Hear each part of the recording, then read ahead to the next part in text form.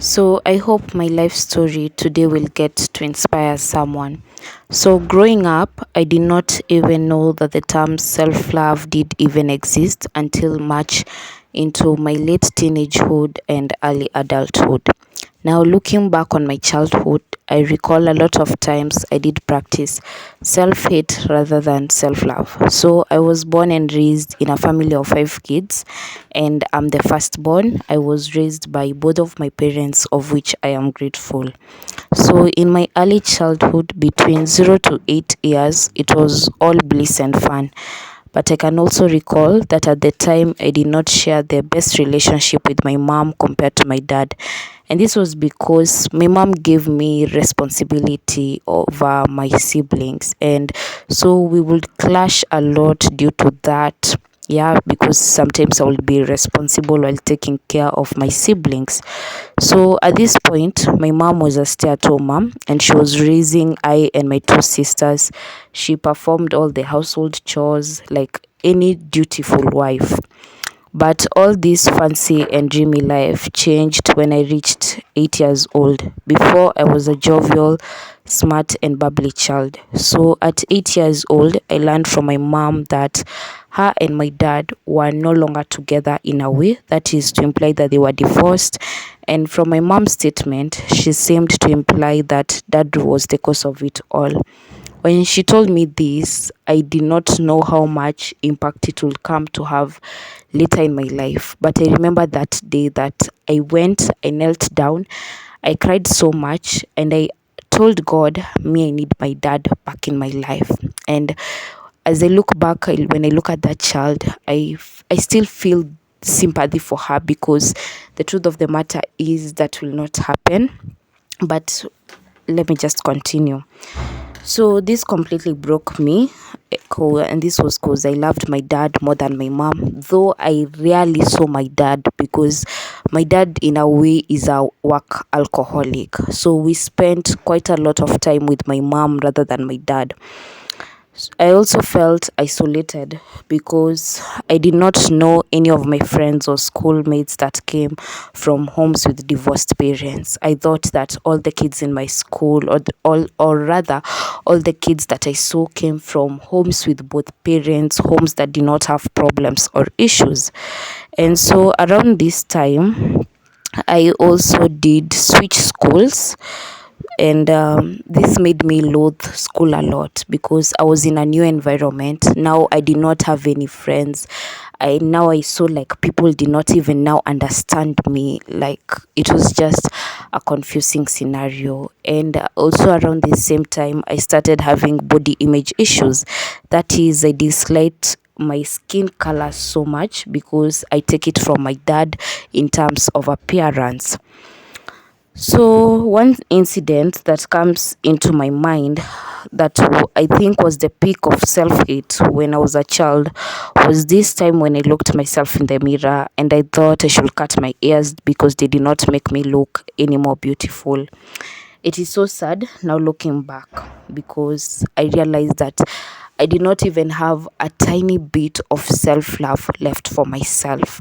I remember also there were times I would look at my second born sister and I would look at her as if she was some sort of competition to me, in that my sister is a bit brown skinned more than me, and I would think that she's competition even in terms of like attracting boys, that she'll be the one that will attract them and not me. And so yeah, I really did struggle with self-love, and I'm just empathetic towards that child that is the younger me.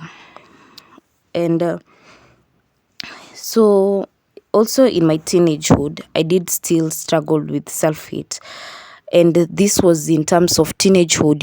We want to attract members of the opposite sex. And as I've said, I think in my perspective at that time, I thought boys would not like me because of my skin color, because of the fact that I did not have a flat tummy, and also because of the fact that I struggled with pimples, acne, blackheads, of which I still do struggle with such stuff today, but today it is different. The perspective I have of myself is now so different.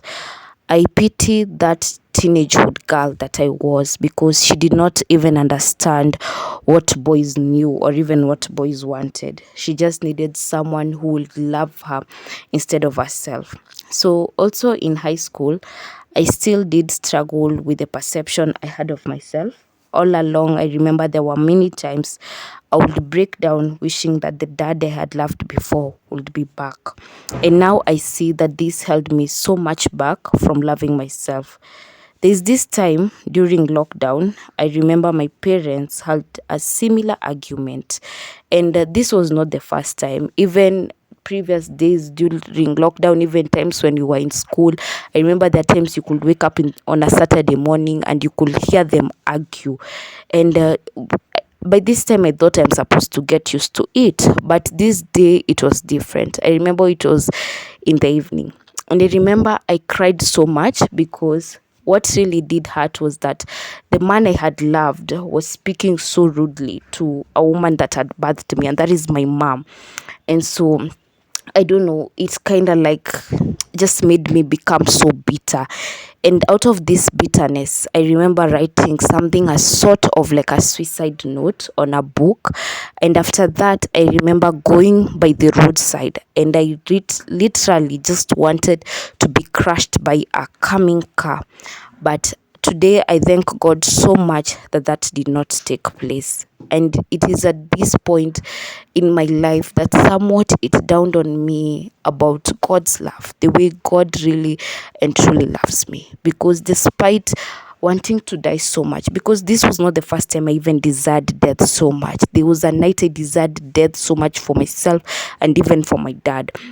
And so it is at this point that I realized that God loves me so much, and I realized my life is worth so much value. And I can honestly tell you that that was the last time I cried telling God I want the dad that I loved back into my life.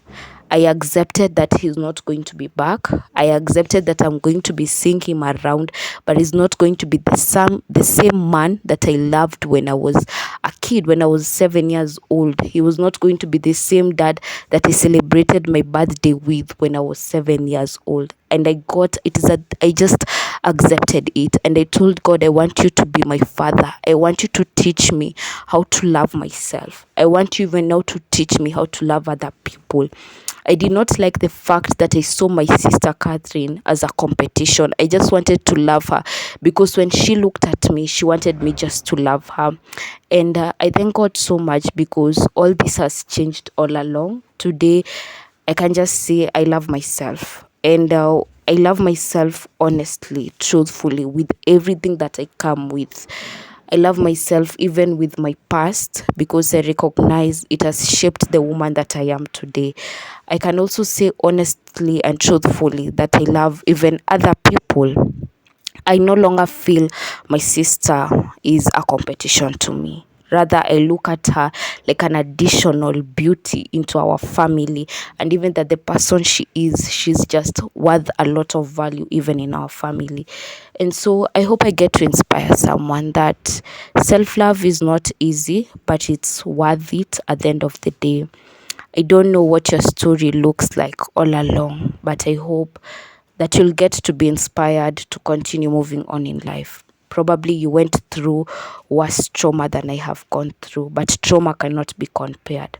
But I just want to tell you that there's still a second chance at loving yourself and not wanting other people to love you. And so thank you for watching this video this far. If you have not checked out my self-love videos, I'm gonna link them in the description box. If you want to see more of my content, please subscribe, comment, like, and also share.